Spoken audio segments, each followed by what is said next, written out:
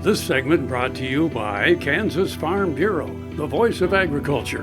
To join today or more information, go to kfb.org or find us on Facebook and Twitter. Welcome back to Farm Factor with Joe and Grant Morgan from Poky Feeders. Poky Feeders stands out today as sourcing the most and best Angus cattle to help meet the growing demand for premium beef. But in its first years during the 1980s, CEO Joe Morgan didn't see a clear path to industry leadership.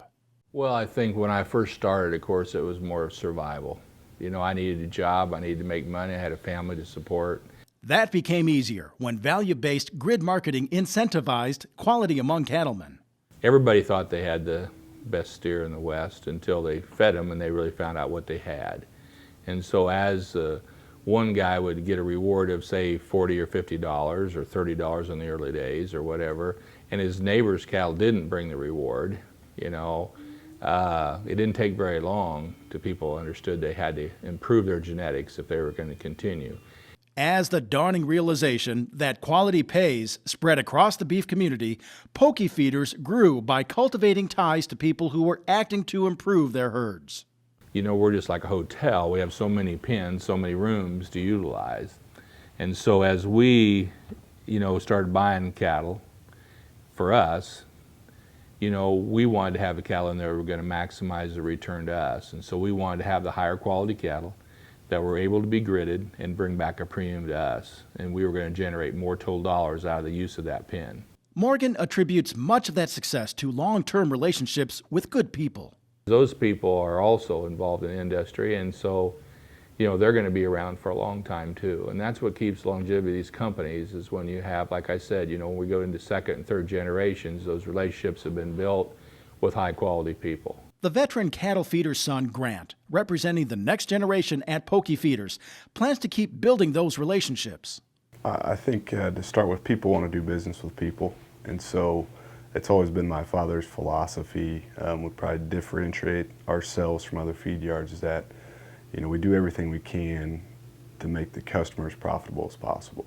One way of doing that is finding a continuous supply of cattle that hit the premium targets. I mean, we buy resale cattle.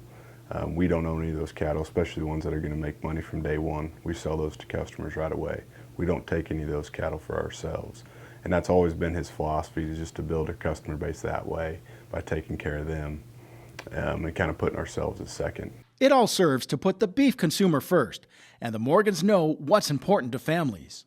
I have grandchildren too. You know, I want them to be healthy, and I don't want them to feed them anything or anybody else's grandchildren something that's not, you know, a good product. Poky Feeders received the 2016 Feedlot Commitment to Excellence Award at the CAB Annual Conference in September. I'm Bob Cervera. Come back after these messages for Plain Talk. That's coming up next here on Farm Factor.